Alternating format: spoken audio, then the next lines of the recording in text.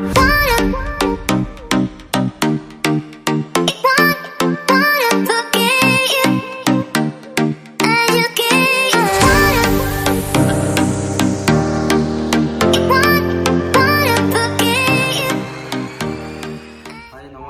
মই অভিজিত বেজবৰুৱা।